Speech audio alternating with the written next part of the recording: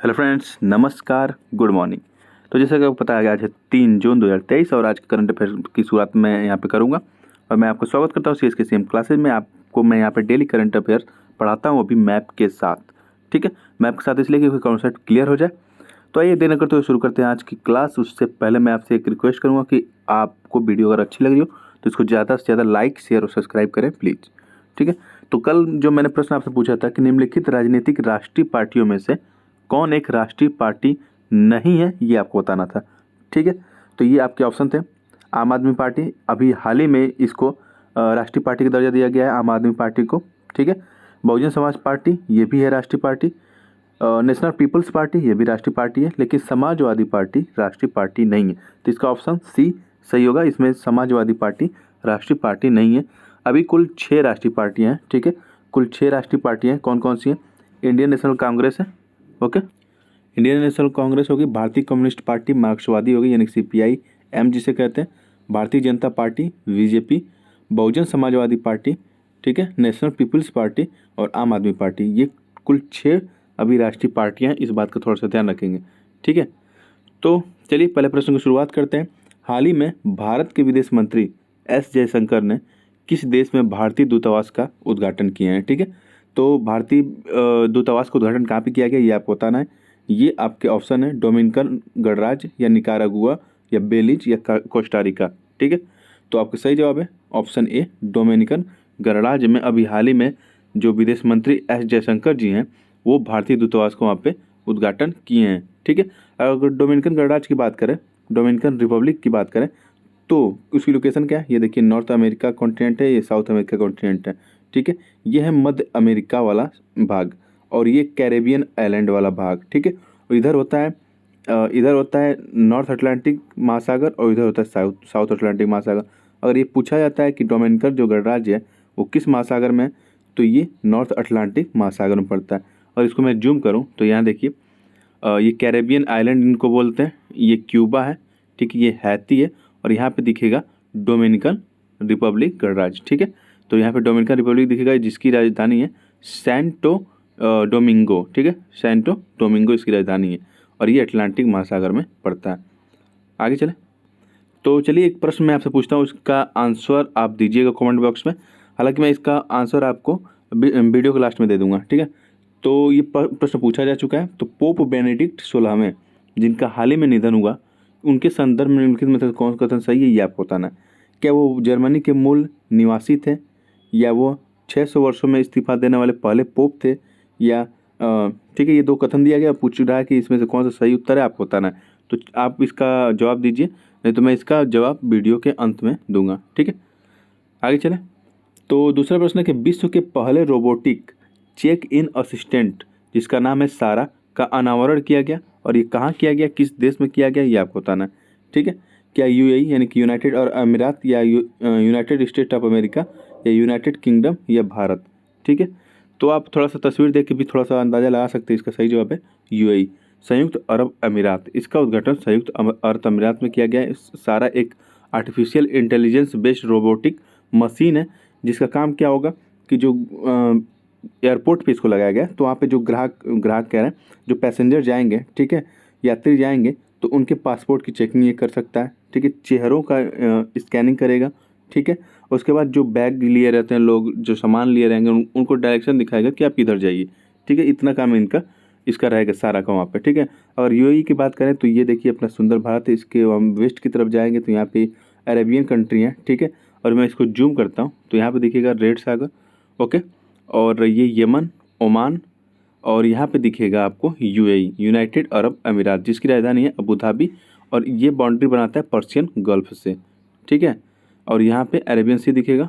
आगे चले, तो अगला प्रश्न है, ऑक्सफोर्ड के मलेरिया टीके को मंजूरी देने वाला विश्व का पहला देश कौन बना है? ठीक है, अभी फिलहाल मलेरिया टीका अवेलेबल नहीं है, लेकिन ये ट्रायल कर रहा है ऑक्सफोर्ड। ठीक है, ऑक्सफोर्ड यूनिवर्सिटी ट्रायल कर रही है और ये कहाँ पे है? यूके, यूनाइटेड किंगडम में है।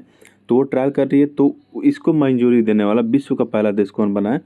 तो वो है, ये आपके ऑप्शन है और इसका सही जवाब है घाना। घाना विश्व का ऐसा पहला देश बना है जो ऑक्सफोर्ड के मलेरिया टीके को मंजूरी दे रहा है। और इस टीके का नाम क्या है? R21। ठीक है, इस टीके का नाम है R21 और ये मलेरिया से संबंधित होने वाली बीमारी से रक्षा करेगा अगर ये किसी को वैक्सीन दे दी जाएगी, वैक्सीन, ठीक है। तो घाना की बात करें तो ये देखिए, ये अपना सुंदर भारत है, इसके हम साउथ वेस्ट की तरफ जाएंगे तो यहाँ पे अफ्रीका कॉन्टिनेंट दिखाई देगा और अफ्रीका कॉन्टिनेंट में यहाँ पे दिखाई देगा घाना, ठीक है। मैं इसको जूम कर देता हूँ इस हिस्से को, तो ये देखिए यहाँ पे दिखाई देगा आपको घाना। इसकी राजधानी है अक्रा, ठीक है, अक्रा। और ये बनाता है अटलांटिक महासागर से सीमा, ये अटलांटिक महासागर है, ओके, इससे सीमा बनाता है घाना, ठीक है। बाकी ये आसपास के कंट्री हैं, नाइजीरिया है, ठीक है, कोट डिवोर आयरे है, लाइबेरिया है, बुर्किना फासो है, ठीक है, ये सब है अफ्रीकन कंट्री हैं, ओके। अगर मलेरिया की बात करें तो ये मच्छर के काटने से होता है, जो एनाफिलीज मच्छर होता है, एनाफिलीज, उसके काटने से होता है। और हालांकि जो एनाफिलीज मच्छर होता है वो प्लाज्मोडियम का वाहक होता है, प्लाज्मोडियम जो है उसके अंदर रहता है एनाफिलीज मच्छर के, और वो जब मच्छर मनुष्य को काटता है या लोगों को काटता है तो उससे मलेरिया होता है। मलेरिया में क्या होता है, तेज बुखार होगा, सर दर्द होगा और बहुत तेज ठंडी लगती है। तो ये देखिए, Ghana first to approve world changer malaria vaccine, okay. तो इस बात का थोड़ा सा आप ध्यान रखेंगे, इसका नाम है R21। आगे चले, अगला प्रश्न है, अभी हाल ही में सुहेलवा अभ्यारण्य में बाघों का पहला फोटोग्राफिक प्रमाण दर्ज किया गया है। तो पूछ रहा है ये अभ्यारण्य किस राज्य में, ठीक है। तो फिलहाल आप मैप देख के समझ गए होंगे कि ये किस राज्य में। तो मैं, ये आपका ऑप्शन है और इसका सही जवाब बता देता हूँ, इसका सही जवाब है उत्तर प्रदेश, ठीक है। ये यूपी का मैप है और बाघों का पहला फोटोग्राफिक प्रमाण दर्ज किया गया है सुहेलवा अभ्यारण्य में, ठीक है। इससे पहले कभी बाघ वहाँ पे देखे नहीं गए, लेकिन अभी हाल ही में वहाँ पे बाघ दिखे गए और उनका फोटो खींचा गया था, ठीक है, जिससे कि ये प्रमाणित सिद्ध होता है कि वहाँ पे बाघ हैं। और सुहेलवा अभ्यारण्य कहाँ पे दिखाई देगा आपको, तो ये जो यूपी का मैप है इसके हम नॉर्थ में जाएंगे, ठीक है, नॉर्थ में इस साइड, तो यहाँ पे दिखेगा आपको, यहाँ पे दिखेगा, सॉरी एक मिनट रुक जाइए, यहाँ पे दिखेगा श्रावस्ती, ओके, श्रावस्ती, यहाँ पे दिखेगा गोंडा, ठीक है, गोंडा और श्रावस्ती। और यहाँ पे है बलरामपुर, श्रावस्ती और ये गोंडा, यहीं पे दिखेगा आपको सुहेलवा अभ्यारण्य, ठीक है, यहीं पे दिखेगा सुहेलवा अभ्यारण्य, ओके। आगे चलें, तो जो भारत और नेपाल की सीमा पे स्थित है, अभी मैंने आपको दिखाया, ठीक है। यहाँ पे जो बाउंड्री है वो नेपाल की बाउंड्री है, ठीक है। तो ये भारत और नेपाल की सीमा पे स्थित है और अपने प्राकृतिक संसाधनों के लिए प्रसिद्ध है और उसका नाम राजा सुहेल देव के नाम पे रखा गया है, ठीक है। आगे चलें, अगला प्रश्न है, अल मोहद अल हिंदी 2023, अल मोहद अल हिंदी नौ सैन्य अभ्यास हाल ही में भारत और किस देश के बीच आयोजित किया गया, ये आपको बताना है, ठीक है। तो ये आपके ऑप्शन है और इसका सही जवाब है सऊदी अरब। भारत और सऊदी अरब के बीच में अल मोहद अल हिंदी 2023 नौसेना सैन्य अभ्यास आयोजित किया गया है। और सऊदी अरब की लोकेशन की बात करें तो ये अपना सुंदर भारत, इधर हम जाएंगे तो यहाँ पे सऊदी अरब है। अगर आपको मैप सही से नहीं दिख रहा हो तो आप क्वालिटी बढ़ा सकते हैं वीडियो की, ठीक है। तो यहाँ पे सऊदी अरब है और ये देखिए यहाँ पे जूम मैप इसका है, सऊदी अरब, इधर आपको दिखेगा इसके साउथ साइड रेड सी और इधर नॉर्थ साइड इसके देखेगा पर्सियन गल्फ, ठीक है, और इधर है यूएई। आगे चलें, सऊदी अरब की राजधानी रियाद है। आगे चलते हैं, अगला प्रश्न है, भारतीय प्रतिनिधिमंडल ने लैंगकावी अंतर्राष्ट्रीय मैरीटाइम और एरोस्पेस प्रदर्शनी 2023 में भाग लिया, ठीक है। इसका आयोजन कहाँ किया गया, लीमा, यानी कि लैंगकाई इंटरनेशनल मैरीटाइम जो एरोस्पेस है यानी कि लीमा, इसका प्रदर्शनी कहाँ किया गया ये बताना है और भारत ने इसमें भाग लिया। तो इसका सही जवाब है मलेशिया, ऑप्शन सी इसका सही जवाब है। लीमा 2023 का आयोजन मलेशिया में किया गया। इसमें क्या किया जाएगा, जो एयरक्राफ्ट हैं, ठीक है, फाइटर जेट्स हैं, ठीक है, जो पनडुब्बियाँ हैं, जहाज हैं, ठीक है, वायुयान है, इस टाइप के जो भी मतलब इक्विपमेंट हैं, तो उनकी प्रदर्शनी यहाँ पे की जाएगी लीमा में, ठीक है। और यहाँ पे भारतीय प्रतिनिधिमंडल ने भी भाग लिया और ये मलेशिया में आयोजित की जा रहा है। लैंगकावी इंटरनेशनल मैरीटाइम एरोस्पेस मलेशिया में हो रहा है। ये मलेशिया की लोकेशन है, जूम करते हैं यहाँ पे, ये मलेशिया है, ठीक है, ये मलेशिया की लोकेशन है, ओके। आगे चले, समुद्र शक्ति अभ्यास भारत और किस देश के बीच होता है, ये आपको बताना है। समुद्र शक्ति अभ्यास भारत और किस देश के बीच आयोजित किया जाता है, क्या भारत और ओमान के बीच, नहीं। भारत और बांग्लादेश, नहीं। भारत और ब्रुनेई, नहीं। भारत और इंडोनेशिया के बीच समुद्र शक्ति अभ्यास का आयोजन किया जाता है, ठीक है। और इंडोनेशिया ये अभी कहाँ हुआ है, ये अभी हुआ है साउथ चाइना सी में, ठीक है। ये है साउथ चाइना सी, यहाँ पे आप देखेंगे तो ये है साउथ चाइना सी, ठीक है। साउथ चाइना सी की बाउंड्री 9 डैश लाइन से निर्धारित होती है, इस बात का भी आप ध्यान रखेंगे, ठीक है। आगे चलें। तो पुरुषों की विश्व मुक्केबाजी चैंपियनशिप में भारत ने पहली बार 3 पदक जीते हैं। ये चैंपियनशिप कहाँ पे आयोजित की गई है, ये आपको बताना है, ठीक है। पुरुषों की विश्व मुक्केबाजी चैंपियनशिप में भारत ने पहली बार 3 पदक जीता है, ठीक है। ये 3 विजेता है, ठीक। इनके नाम है, एक इनका नाम है हुसामुद्दीन, ठीक है, दीपक और निशांत। इनका नाम है हुसामुद्दीन, दीपक और निशांत। और ये 3 पदक पहली बार भारत ने जीता है पुरुषों की विश्व मुक्केबाजी चैंपियनशिप में, और इसका आयोजन हुआ था ताशकंद में, ठीक है।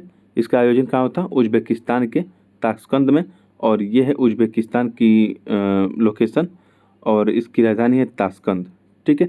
उज्बेकिस्तान और कजाकिस्तान के बीच में आपको अरल सी देखने को मिलेगा, और कजाकिस्तान जो है वो विश्व का सबसे बड़ा लैंडलॉक्ड कंट्री है। ओके, आज के करंट में फिलहाल इतना ही। अभी जो मैंने प्रश्न पूछा था आपको, पोप बेनेडिक्ट 16वें जिनका हाल ही में निधन हुआ, इसका मैं आंसर दे रहा हूँ। इसका सही जवाब होगा ऑप्शन डी, ठीक है। तो ये जर्मनी के मूल निवासी थे, ये सही है। और ये 600 वर्षों में इस्तीफा देने वाले पहले पोप थे, ये भी सही है, ठीक है। तो इसका सही जवाब है ऑप्शन डी, 1 और 2 दोनों सही है। ओके, देखिए मैं बता दे रहा हूँ, ये जो पोप थे बेनेडिक्ट, ये वेटिकन सिटी के राष्ट्राध्यक्ष होते हैं, ठीक है। जो वेटिकन सिटी है इटली के रोम शहर के अंदर ये स्थित है। ये एक राष्ट्र है, मतलब देश है। वेटिकन सिटी को विश्व का सबसे छोटा देश कहा जाता है, ठीक है। और मैं इसकी लोकेशन की बात करूँ तो ये देखिए अपना सुंदर भारत है। इसके नॉर्थ वेस्ट की तरफ जाएंगे तो यहाँ पे देखिएगा यूरोप, ठीक है। और यहाँ पे है इटली। अगर मैं इसको जूम करता हूँ, ओके, तो ये देखिए ये इटली वाला भाग है। यहीं पे दिखेगा आपको रोम, और इसी में दिखेगा आपको वेटिकन सिटी, ठीक है। यही जो वेटिकन सिटी है ये विश्व का सबसे छोटा देश है। और जो पोप जो होते हैं, पोप, ठीक है, जो पोप होते हैं ये इस वेटिकन सिटी के राष्ट्रीय अध्यक्ष होते हैं, ठीक है। तो यहीं पोप बेनेडिक्ट थे जो 600 साल में पहली बार इस्तीफा इन्होंने दिया था स्वास्थ्य संबंधी कारणों से, और इनका निधन अभी हो चुका है। ओके, तो ये चर्चा में थे, इसलिए इसको प्रश्न को पूछा जा चुका है। आगे चलें। तो कल के लिए प्रश्न मैं आपको देता हूँ, इसका जवाब आप कमेंट बॉक्स में ज़रूर दीजिएगा। तो 2022 में विश्व में ग्रीन हाउस गैसों के उत्सर्जन में भारत किस स्थान पर है, ये बताना है। 2022 में किस स्थान पे था, हालांकि ये रिपोर्ट जल्दी जल्दी चेंज नहीं होती है, तो ये 2023 में रिपोर्ट ये प्रकाशित हुई थी, ठीक है। लेकिन 2022 का आंकड़ा इसमें पूछा गया कि ग्रीन हाउस गैसों के उत्सर्जन में भारत किस स्थान पर है, 10वें, 9वें, 11वें या 12वें, ठीक है। तो इसका सही जवाब आप कमेंट बॉक्स में लिख के जरूर देंगे। फिलहाल आज की क्लास में इतना ही। अगर वीडियो कैसी लगी आपको कमेंट बॉक्स में लिख के बताएं, और ज़्यादा से ज़्यादा इसको शेयर और सब्सक्राइब करें प्लीज़। थैंक यू, जय हिंद।